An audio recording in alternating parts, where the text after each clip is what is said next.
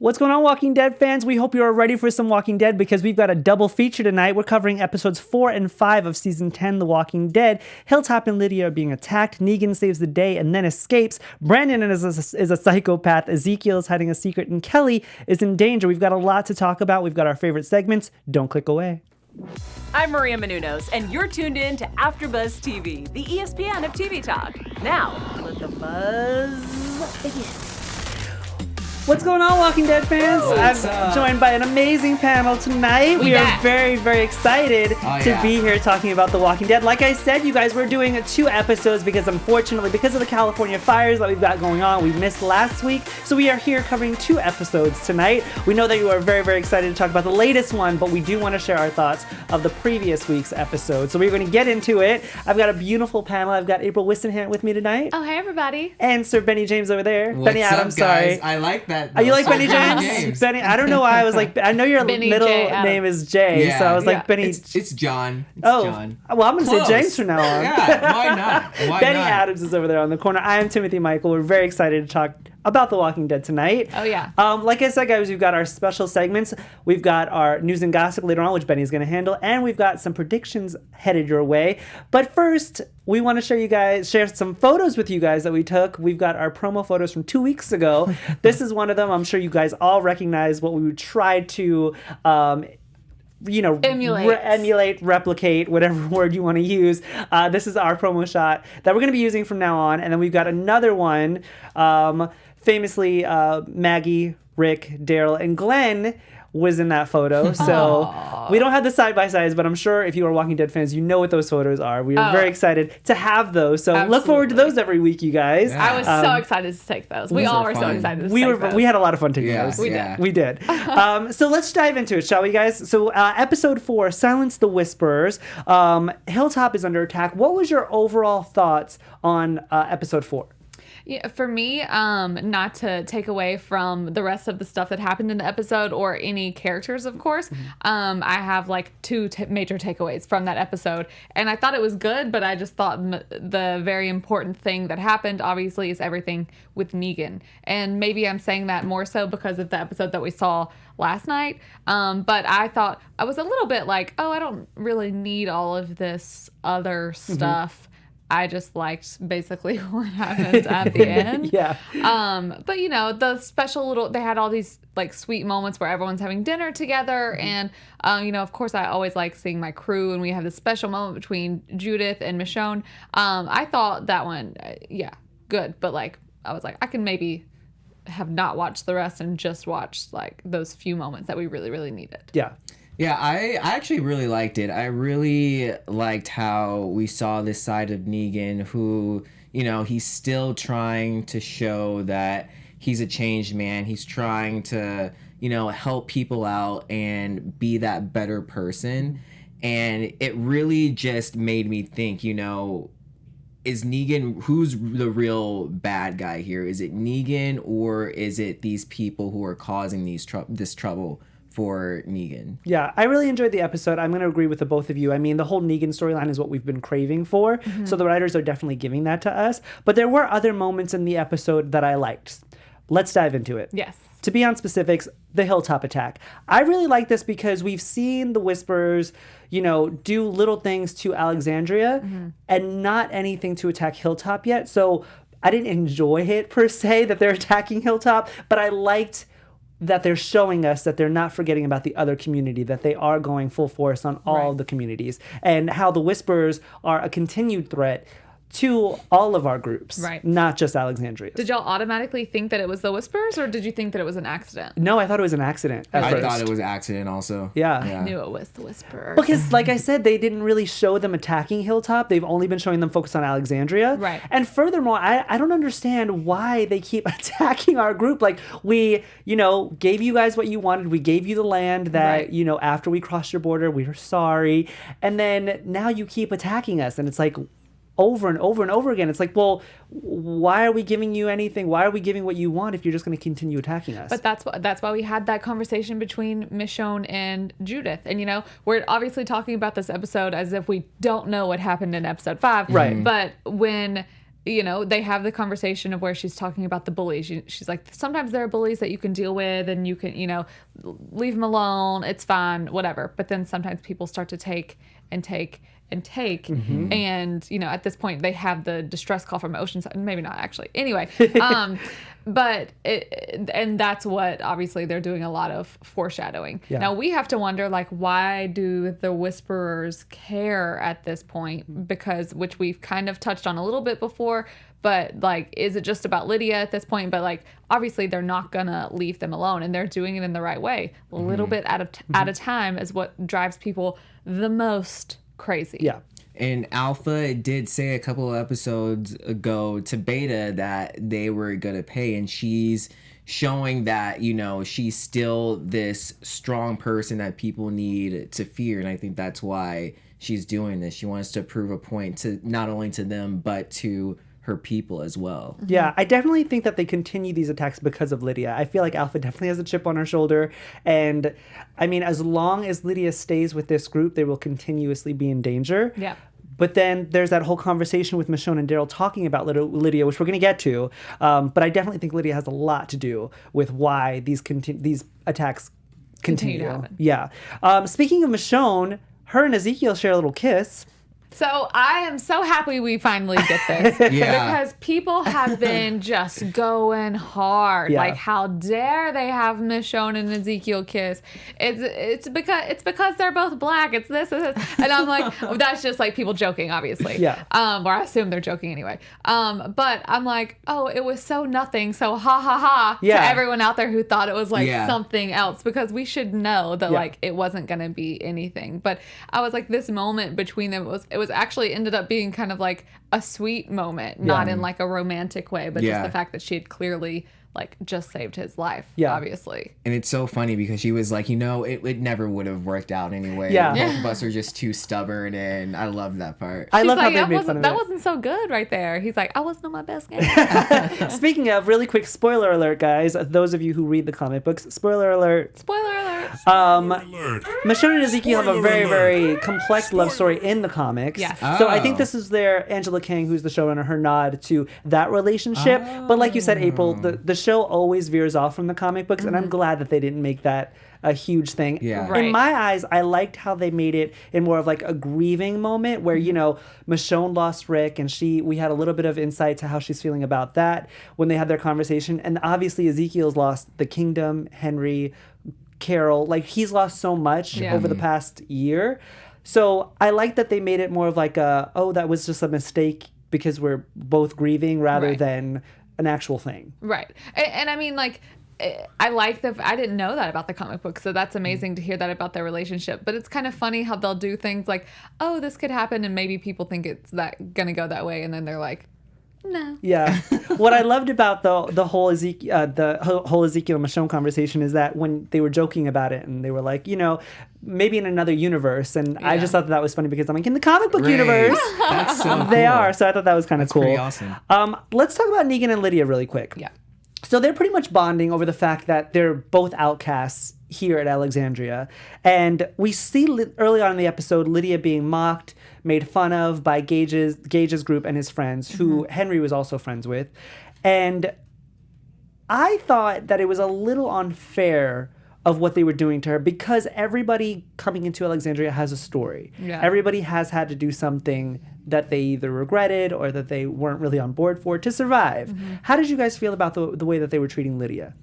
Obviously, I thought it was messed up how they were treating her, but at the same time, I got where they were coming from. I didn't agree with it, but I got where they were coming from, because they were good friends with Henry and good friends with a lot of the people who were died by the hands of Alpha and her people, which is a pretty big deal. Their whole world was pretty much shocked after that. So I can see why they have some resentment towards her, even though she wasn't the person responsible for doing that. Yeah. I think that in this situation, I started wondering, I'm like, why have we never seen this before in the show? We've had plenty of villains. Why is this, has this not been a thing? And it's like, well, because there have been the villains, but they haven't had to live with someone directly involved in that situation before. After the fact, sure, with the people from the sanctuary, and we all saw how that turned out.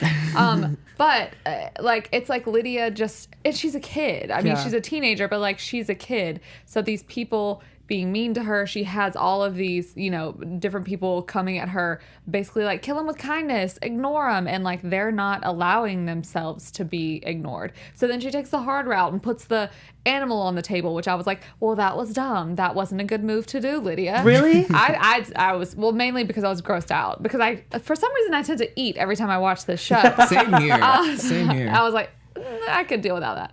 I don't know. I'm a petty person, so I was all for it. I show them what you could do. I kind of am too, but I was like, it's just, there doesn't seem to be, I didn't think that it was a smart move, but also I don't think that ignoring them is a smart move, or like killing them with kindness. There's no perfect thing for her to do. So it's like, she can't leave. She does want to be there, but does she want to be there? So of course she's going to find kind of solace in Negan, who, like, Negan technically needs a friend too. I also thought it was probably even more difficult, like at the beginning when everyone's making fun of Lydia and like Aaron during their training, and like Aaron doesn't really say anything. He just lets it happen. So like, even some of the adults obviously are not very comfortable with her being there. Which I completely don't understand that. It's like having a teacher and seeing students be bullied. Like, whether you agree with, you know, the student or not, that no child should be treated like that. And there is a saying, you know, you fear what you don't understand. And I feel like that definitely goes for this episode toward Lydia. I feel like if they took the time to kind of get to know her and ask her, you know, how she ended up where she was. I mean, we've seen in the flashbacks and stuff like that, you know, her mother pretty much manipulated her entire life. And into being where she was and in the situation that they were in. So I don't think that it's fair for them to treat her this way, on top of her being a child. Well, she can't be held accountable for the actions of her parents. Like, obviously she was a part of it at some point, but because she was a child, she was forced to be a part of it. But she's just not handling it in the right way. But guess what? That's what a product of trauma does. They're not really going to handle stuff in the best way. And I think just for the people there, it's just the reason why they're acting like this is because it's just every time they see her, it's a reminder. Like Carol, every time she sees Lydia, it's a reminder of Henry. So every time they see her, they get this rush of emotion, this rush of hate, this rush of like all these terrible things that happened. Well, speaking of the rush of hate, did you guys anticipate this attack on Lydia, or were you caught by surprise? I definitely caught by surprise. I didn't. I mean, like, I get it. Or once it started happening, I was like, oh, of course, because she made them look stupid, you know, at the lunch thing. But I was just surprised because I was like, ultimately, y'all are kids. This is a kid. I mean, the one girl who ended up dying, she was not necessarily a kid. She was a bit older, obviously, but it was just a little intense. And I'm like, there are people all around watching. You know, you're on alert right now. You're gonna get caught. Were you guys surprised by the whole Negan coming in and saving the day? No, but I loved it.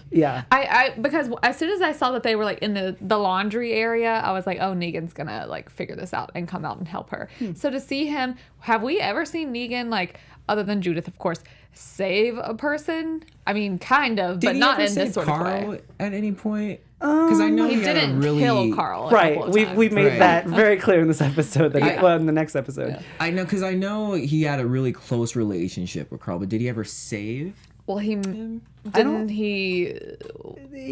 an active threat toward Carl. Like, he would have never hurt Carl. Right. But what about the chopping of the arm? Well, I guess I feel like that was more geared toward Rick and what Rick's behavior was, not really toward Carl. Right. That's just in my opinion. Yeah, no, most definitely, of course. But he would have never killed Carl. Right. Like, he would have hurt him, but not, like, killed him. Yeah. Clearly. But I didn't think, even after Negan, you know, accidentally kills this girl, I didn't think that he was gonna get in trouble for it. Like, really? I was like, oh, obviously he was helping her, and that was a mistake. You know, I mean, I didn't think that. I thought that the other people maybe would stand up for it. They don't really know him, you know, the other people that are there. And then I was glad actually to see Daryl and Michonne be like, okay, we're doing the right thing. I actually think he's on the right side of this. Yeah. Yeah, I knew that. I had a feeling that they were gonna the other people were going to blame Negan for of course. it. Yeah. I felt the same way. I mean, they're looking for a scapegoat, whether it be Lydia or Negan. They're just looking for somebody to blame for everything that's going on with them. I didn't think that Negan was going to disappear. I didn't either. And I wanted to ask y'all, do you think when Gabriel came to his house that he was, or to where he's staying in the cell, did y'all think he was coming to be like, okay, you're dead, or okay, you're going to be like, fine? No, I thought he was going there to talk to him and try to get a more, clearer understanding of what happened that night to, make a decision on his vote. Okay. I didn't think that he was going there to actually make a decision because at that point they hadn't made a decision. Well, I thought it was, in my mind, I was like, oh, it's the next day. He's made his decision. He's going to tell him. So like someone, he got away. I'm in chat right now reading everything y'all are saying, of course, and I can't find it right at the moment, but someone says that they think that Carol let Negan out because they want to, she knows that he's one of the only ones that can like basically go rogue and maybe join the Whisperers. Yeah. No, that's a good prediction. I mean, we love you guys in chat. I mean, and April's on the chat, so we're going to do some shout outs in a second. Yes. But I didn't even think that Carol was the one who did it. I honestly thought it was Lydia. I did too. Until Daryl had that conversation with her. And then I was like, oh, I guess it wasn't her. Right. But she took the blame for it anyway. Yeah. She doesn't care. Right. She has nothing left to lose. Yeah, exactly. She has nothing left to lose. Any last thoughts on this episode? Episode 4? I like how it transitioned us to 5. I liked, which is exactly why I wanted to cover it, because now we're going to get into episode 5. Before we get there, you guys, I'm going to shoot it over to Benny for a few words. Yeah, we here at AfterBuzz TV just want to thank you guys for making us the ESPN of TV talk, and in order for us to grow, we need your help. So if you're on iTunes right now, go ahead and give us a 5-star. If you're on YouTube, go ahead and give us a thumbs up. Working at AfterBuzz means so much to us, and we just want to continue to learn and grow and give you guys good content. Yeah. We love you guys. I mean, like I said, April's in the chat right now. She's going to do some shout outs in a second, but we wouldn't be doing the show without you guys. We love communicating with you. We love interacting with you all. April, some shout outs? Y'all, we have everybody in chat. Y'all are giving it to us. Michael Esparza, Toes Girls, JJ. If Shiva didn't stop him, JJ says he would have killed Carl. Maybe. Joe in Vlogs, Aaron's angle, he wants to show that they're not bad. A lot of y'all in there. So what's up? Thank you guys so much. And thank you for bearing with us for doing 2 episodes tonight, you guys. I know you guys want to move on to episode 5, which is what we are going to do right now. So this opening shot of episode 5, I really enjoyed. First of all, the soundtrack for both of these episodes was amazing. Oh my gosh. So good. We have to talk about that. I had to Shazam one of this. So did I. I did from episode 5. Did you? Yeah. Okay, yeah. The soundtrack is just on point, guys. Yeah. But we see this opening shot with Kelly. And they're kind of giving us, back to episode 1 of this season where she's having some ear problems. Like we don't exactly know what it is yet. She's either going deaf or it's like an audit. It's not, it seems like she's going deaf. Basically. Yeah, something like that. And she's pretty much on the hunt for this pig. And she's wandering around and she obviously can't hear these walkers. She gets attacked by walkers. And that's pretty much where they leave us with Kelly. Back at Hilltop, Miko is more in like in a leadership role. Miko is the I want to say either Australian or British. I can't narrow down the accent. She's either or. I was gonna say Australian, and we got a lot more backstory about her and Magna, which I do want to talk about. Earl and Alden are also worried that the Whisperers, their attack is going to be a lot worse, so they want to use this fallen tree in episode 4 for weapons, and Miko and the group, they don't agree with that. They said that they should use it to fortify the wall. What did you think about in that situation? I mean, it's like either or, basically, right? Or from what we think we know anyway, the Whisperers don't really have many weapons. They literally use walkers as their weapons. Obviously, they can make easily knives and whatever, spears. But I feel like if you don't fortify the wall and if you don't, build the wall back up, people are just going to keep on coming in. Yeah. So, you have to do that, right? Otherwise, are you leaving Hilltop? Or is this a thing, where they're going to say, okay, let's bring everyone together at Alexandria because Hilltop can't be sustained anymore because there are these 2 massive holes in the wall, but also they need weapons. Yeah. So I'm a little torn, obviously. I feel like they have enough weapons. I think making more weapons is not the best idea because they have weapons now. And what good has how has that helped them with the Whisperers, So, protect yourself. Right. Build that wall and make sure they don't come and kill you. Yeah, Listen to Eugene. Yeah. Rebuild that wall. Yeah. Yes, listen to Eugene. Eugene's the smartest one out of everybody. Right. So not only are we dealing with this whole wall collapse, but we're also dealing with thefts at Hilltop. So we've pretty much established that early on in the episode. Miko goes and questions Magna. So already early on, they're establishing this, tumultuous relationship between the two ladies. Now, in the episode 4, we had this really steamy sex scene between Magna and Miko, Right. which caught me by surprise because I didn't know that they were that intimate. I knew that they were together, so I'm just not used to seeing sex scenes on the show, but I liked it. Yeah. Very true. I mean, we Yeah. saw the Rick and Michonne sex scene Yes. like 2 seasons ago or last season. Right. But this season, I was like, okay, there's a little lesbian sex I'm scene here going for on. this. I'm here for it. I'm here for them exploring people's sexuality on this show. Because I Yes. mean, Magna is clearly bisexual. We've established that. And I like her and Miko together because I didn't really get any kind of sexual vibes from Miko at the time, and now that she's with Magna, I kind of like it. Yeah, I really like their story, and just like you said, I know we'll talk about it, but their background and kind of it makes a lot more sense with their dynamic. Magna's always been kind of this like hard character ever since we met her. So whenever at first I was like, oh, why are you looking at her that way when y'all are talking about the supplies being stolen? Like obviously I would assume that it was someone else. So now that we actually got to learn, that's a tough dynamic to come from, like someone being your former lawyer for Yeah. committing a crime, and then now they look at you a certain way still. I mean, let's talk about that because, I mean, we learned a lot, like I said, about Magna. Her cousin was apparently killed by some guy, and she Right. took revenge because that's what Magna would do. Yeah. Right. Zombie apocalypse or not, she's pretty hardcore before and after. And then we find out that Miko was her lawyer, like you said, April, which took me by surprise because a lawyer surviving in a zombie, like it makes doesn't sense. seem Like likely. it makes sense with her like going and taking more of like a leadership role Yeah. at Hilltop, which makes sense for a lawyer to do. But surviving through all of this, I don't think that she would be able to do it without Magna. I highly doubt it. I mean, No, go for it. I was just gonna people have a very specific set of skills that they're really good at, but maybe she could have been in the woods on the weekends. Who knows? That's true. I don't That's know. true. I just don't see her as a lawyer in the past life. I think that's why I was caught off guard so much. Like she just doesn't come off as like the lawyer type. Yeah. I agree with that too. I want to talk about Daryl, Connie, and Kelly. So Daryl and Connie, they go out looking for Kelly after they find out that she's not with the group. And Daryl shares this really, not emotional, but heartfelt story about Merle, because it's always nice when they talk about past characters that, we grew to love.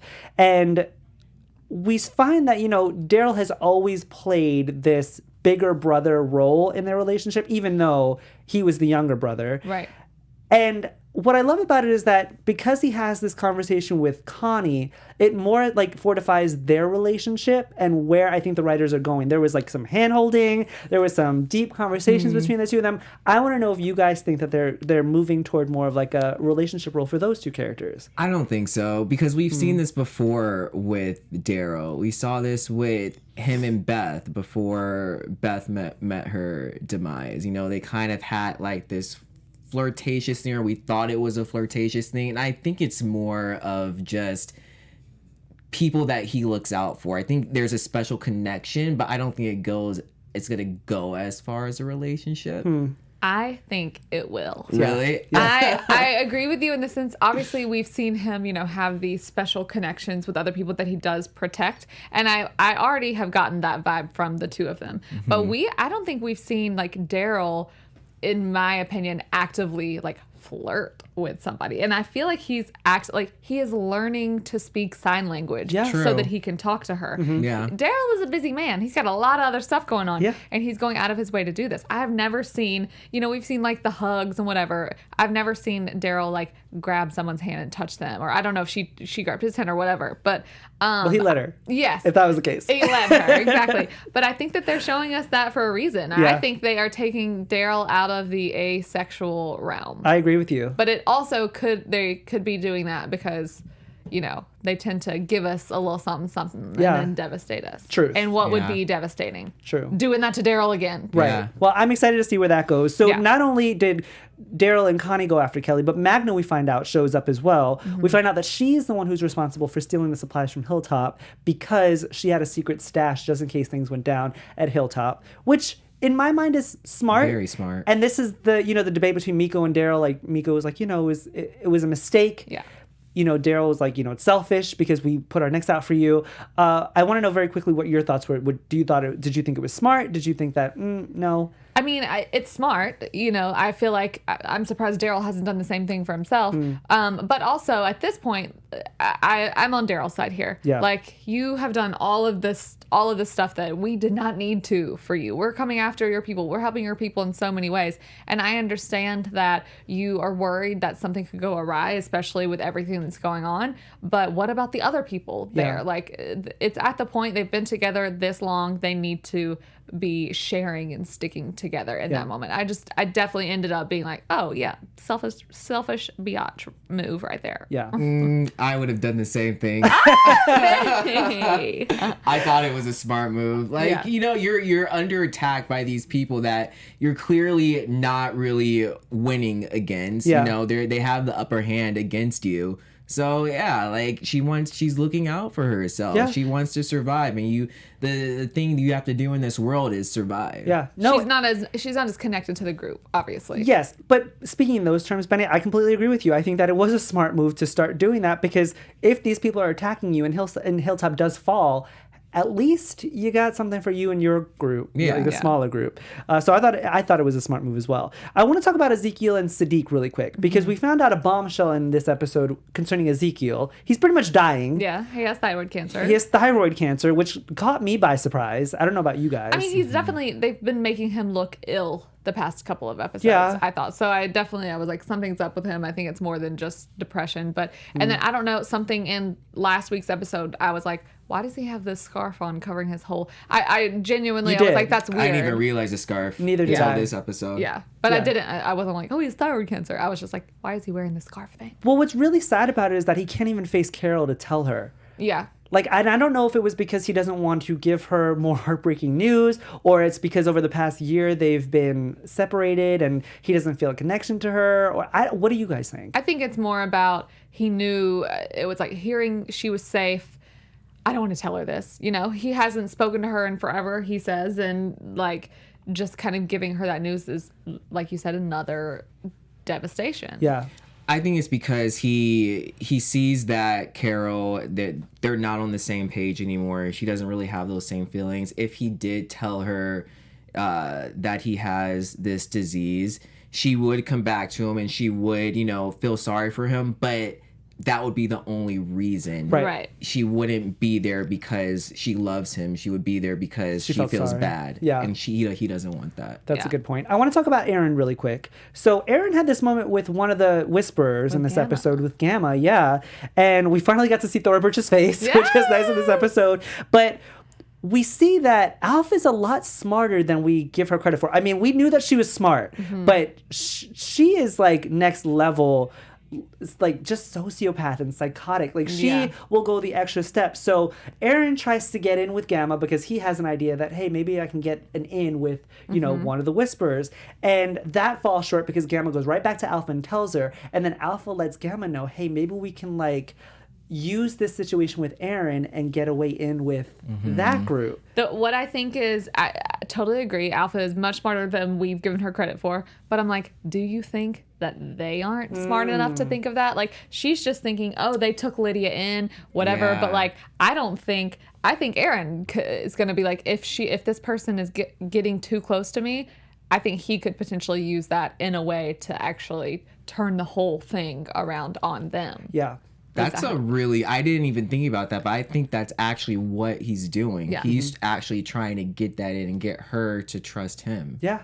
So, that's I'm so interested cool. to see where it goes. I Yeah. mean, I would like to see Gamma kind of turn. I mean, she's having some flashbacks about her sister. Like, that was really interesting in this episode. So clearly she doesn't fully agree with Alpha and her ways. Right. I can't believe that kind of didn't like come up and just, I was like, isn't Alpha going to freak out that you accepted a cotton wrap from somebody else? Like, you're not supposed to have that kind of stuff. That doesn't go with your Walker gear. I'm surprised she showed it to her. I thought she was always going to have like her hand hidden. Covered. Yeah. Alpha's a lot more lenient with Gamma than we give her. Like, than she is with anybody else. I mean, we saw that with the guy who she easily killed because he questioned these, hey, should we attack them all at once or should we do these little nicks, as he called it? And she was just like, nope, question, and killed him. So she's definitely a lot more lenient with Gamma than anybody else in this group, and I'm excited to see where that goes. Let's talk Negan. Whew. Let's talk Negan because I know that's everybody's waiting for. Negan and Brandon. So once again, spoiler alert, this was in the comics, you guys. Brandon is a very, very big character in the comic universe. They shortened it in this by doing it with just one episode with him and Negan. But let's just talk about the show really quick. So Negan escaped. Brandon, who is the guy, follows him. Little backstory, if you guys didn't pick it up from the episode, Brandon's dad was a former savior, and that is why he has such like a godlike complex toward Negan and thinking that he's like the end-all be-all, the best person ever. And from the get, I was like, this guy's psychotic. Yeah. Did you guys think the same thing? Absolutely. One word out of his mouth, you're a psycho. Yeah.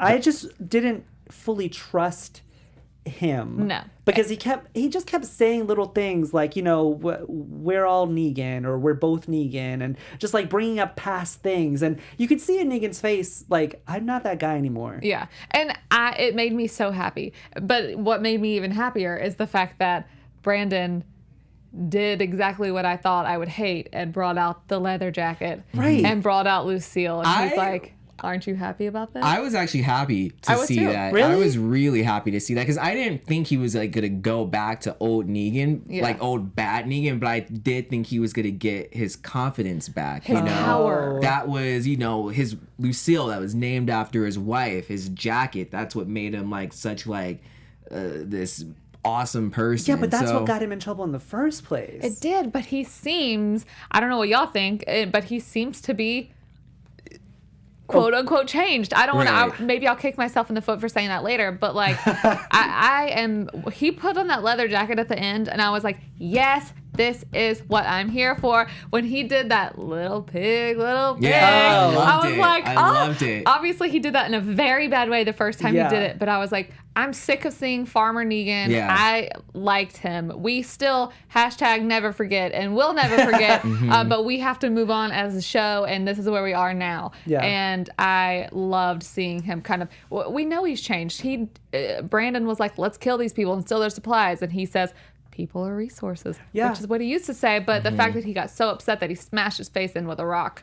Well, speaking of that really quick, he sends Brandon away, which I definitely appreciated. I didn't think that Brandon was going to come back and kill this mother and son duo, because we had this really endearing moment of Milo, the kid, and Negan on the back of the truck. I thought that was a really endearing moment where he's telling him about, you know, nut tapping, which I didn't know about planes. I was like, okay, that's a little weird. I was like, I'm from New York, guys. I don't know what that is. It takes me back. I was like, what? Ew.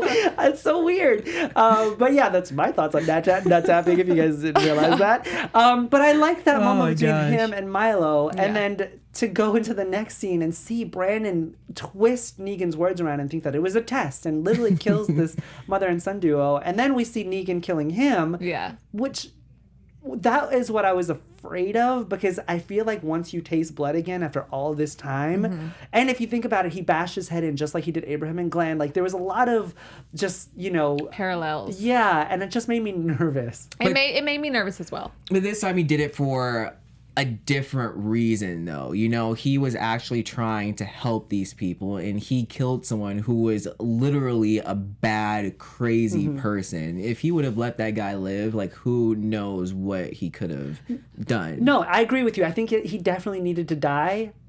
I just thought it would have been by, like, a walker biting him and then Negan just forcing him to, like, not helping him. You know what I mean? I think it was because of the, like, honestly, just the fact that it was, like, the kids. Yeah. And because obviously he's always had a soft spot, but you know, he was even willing to take them back to Alexandria just as long as they didn't tell him that he's the one that brought them there. So to kind of us to get this little glimpse, and then I don't know. I was happy he bashed his head in. And then we see this ending moment between Negan and Beta. So pretty much two even though his name is Beta, it's two alpha males have this really weird standoff as, Negan is killing these walkers and getting his frustrations out on these walkers. We see Beta, and I'm excited to see where that goes. I'm so excited. I don't even know where it could go. Honestly, I'm like, Beta is very, very strong, but Negan is also strong, and I don't know if Negan is going to play it more cool and more chill, or if he's just going to go balls to the wall and he's like, you know what, let's just fight. He's going to play it smart. Yeah. Hands down, because Beta is a very, very strong character, and I think Negan will see that, and he'll see that he needs to think with his mind instead of his bat. But he did that on purpose, right? He lured them out. He knew the Whisperers were going to come. So. The way that he stood up at the end and was like, let's do this, or whatever he said. I think I thought y'all would think the exact same thing. Same minds. I thought he clearly did it on purpose to get them to come out so that he could kind of infiltrate. I think this is Negan's move of being like, this is the only way I'm ever truly gonna be accepted back with my old crew, is if I actually win this for them and prove to them that in this way that I actually changed. That's actually really smart, because I didn't think that he went out there on purpose trying to find the Whisperers. I just thought he was trying to get some aggression out based off of what had just happened and what he just saw. Right. Well, I'm sure, yes, that's a plus as well. But I actually think that's what he was doing, because if he does this, then it's like, you don't just have to be a farmer back in Alexandria. Maybe you could actually even be a leader. A leader, in a more leadership role. That's a good point. I love you guys because you always make me think about other things. Same. That is our review on episode 4 and episode 5. You guys let us know your thoughts. April is in the chat. Yes. We're going to do some shout outs in just a second. Very quick, I do want to get to our favorite segments. We're going to do an MVP segment, which is our MVP of the episodes. We're going to do the 2 episodes. Real MVP of the 2 episodes. So it's got to be unanimous. And I think I know what you guys are going to say. Negan, right? Obviously. Yeah. Negan definitely is our MVP of both episodes because he saved Lydia in episode 4, and then he pretty much, dominated in episode 5. So Negan is our MVP. Let us know who yours is. Let's get to our favorite kill of the episode. Ooh. Who was your favorite kill in the episode, you guys? We can do both episodes, episode 4 and 5. I'm gonna say when Negan killed the guy who worshipped him. Brandon. Yeah, Brandon. Okay. My favorite kill, I don't know if y'all remember, is actually from episode 4.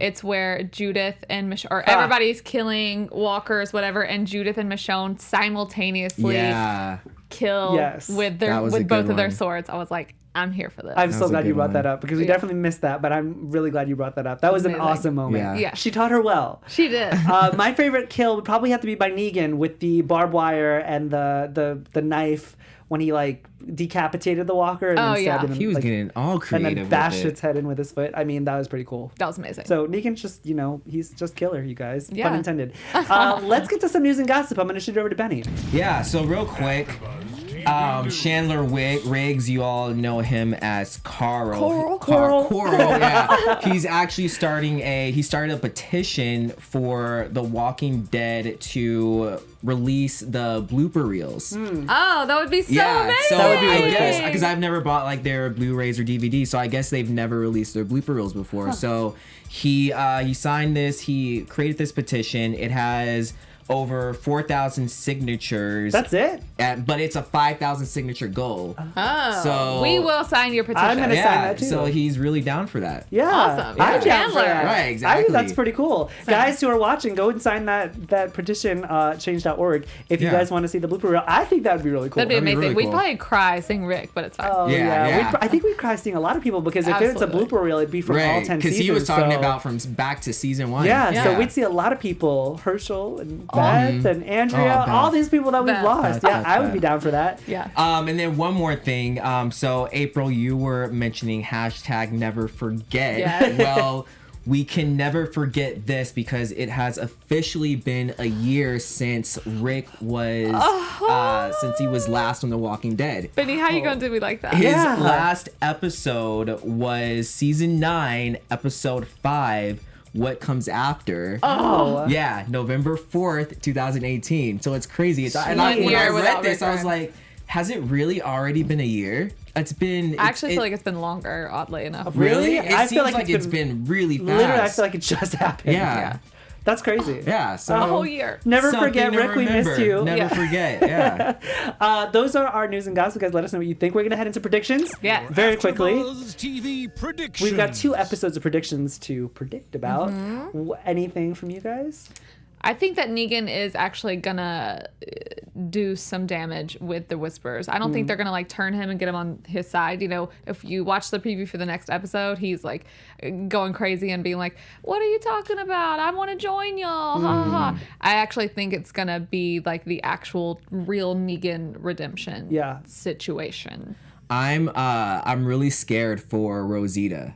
Because at the end we find out that she's dealing with some sickness. Yeah. And so we know she's going on to the actor's going to this other show. Yeah. So I'm worried. I mean, we've been talking about the downfall of Alpha for so long, and I don't know if it's going to be Carol or Lydia or now Negan. There's so many players involved in this. I'm just going to let it play out before I predict anything else, because at first I thought it was going to be Lydia and then Carol, and now Negan's in it. I don't know who it's going to be. So I want to know your thoughts, you guys. Let us know your predictions through social media, which we're going to give you guys in a second. But that is our review and our predictions of everything for the last 2 episodes, you guys. We are very, very excited. We will be back for episode 6 next week.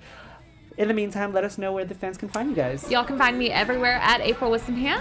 What's up, guys? You guys can find me on all social media at Benny J. Adams. And you guys can find me everywhere at I Am Timothy Mike. We will see you guys, like I said, next week, same day, same time. Thanks, guys. Bye, guys. See you next week. Our founder, Kevin Undergaro, and me, Maria Menounos, would like to thank you for tuning in to AfterBuzz TV. Remember, we're not just the first, we're the biggest in the world, and we're the only destination for all your favorite TV shows. Whatever you crave, we've got it. So go to AfterBuzzTV.com and check out our lineup. Buzz you later. The views expressed herein are those of the hosts only and do not necessarily reflect the views of AfterBuzz TV or its owners or principals.